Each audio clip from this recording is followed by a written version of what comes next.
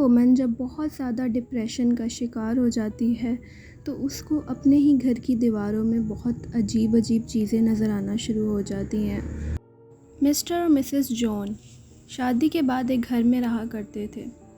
जब उनके first child की पैदाइश होती है तो मिसेस जॉन बहुत ज़्यादा डिप्रेशन का शिकार हो जाती हैं, जिसको पोस्ट मार्शल डिप्रेशन का नाम दिया जाता है। डॉक्टर मिसेस जॉन को बिल्कुल अकेले रहने का मशवरा देते हैं। वो उनसे कहते हैं कि आपने बिल्कुल भी काम नहीं करना, बल्कि घर में रूम में आराम से बैठना है। कोई भी ऐसा काम नहीं करना जिसमें दिमाग का इस्तेमाल हो।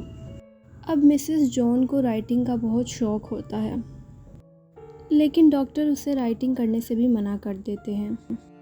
मिस्टर जॉन सोचते हैं कि क्यों ना डिप्रेशन से छुटकारा पाने के लिए हम किसी दूसरी जगह पर चले जाएं। तो मिस्टर जॉन अपनी वाइफ मिसेस जॉन को एक बहुत खूबसूरत बंगले में ले जाते हैं, जहां पर बहुत बड़े बड़े कमरे और बहुत खूबसूरत फर्नीचर होता है, और उसी में से एक कमरा वो मिसेस जॉन को दे देते हैं। उस कमरे में मिसेस जॉन सारा दिन अकेले बैठी रहती हैं, सोचती रहती हैं चीज़ों को, कमरे की एक एक डिटेल को बहुत गौर से देखती हैं। जिस कमरे में मिसेस जॉन ठहरी होती हैं उस कमरे की दीवार पर येलो कलर का वॉलपेपर होता है। मिसेस जॉन उस येलो वॉलपेपर से बहुत खौफ खाती हैं। उनको ऐसे फ़ील होता है जैसे इस घर में किसी भूत का साया है।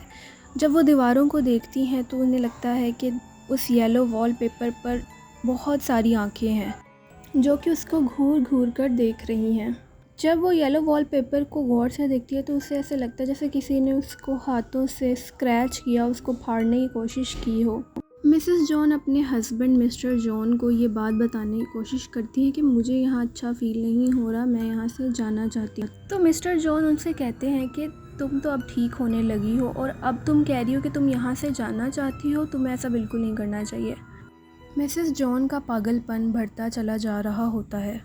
एक दिन मिसेस जॉन का पागलपन इतना बढ़ जाता है कि वो रात को अपने रूम का दरवाज़ा लॉक कर लेती हैं और येलो वॉलपेपर को उखाड़ने लगती हैं। उनको ऐसे लगता है जैसे इस वॉलपेपर के पीछे कोई औरत है जो कि कैद है। वो उसी को बचाने के लिए वॉलपेपर को स्क्रैच करना शुरू कर देती है, और आखिरकार जब वो पूरा वॉलपेपर स्क्रैच कर देती है तो वो दीवार पर रेंगना शुरू हो जाती है जानवरों की तरह। इतने में मिस्टर जॉन दरवाज़ा तोड़कर अंदर आ जाते हैं। जब वो अपनी बीवी की ये हालत देखते हैं तो वो बहुत शौक होकर ज़मीन पर गिर जाते हैं और बेहोश हो जाते हैं। असल में वॉलपेपर के पीछे जो औरत कैद होती है वो ख़ुद मिसेस जॉन्स होती हैं। वो इस तरह कि मिसेस जॉन्स भी कैद होती हैं अपने घर में। वो कुछ भी नहीं कर सकती, ना लिख सकती हैं, ना ही कुछ और कर सकती हैं। तो वो एक तरह से ख़ुद को आज़ाद करने की कोशिश कर रही होती हैं। तो गाइज़, ये थी आज की story. Thank you so much for watching. Video को लाइक और चैनल को सब्सक्राइब करना मत भूलिएगा।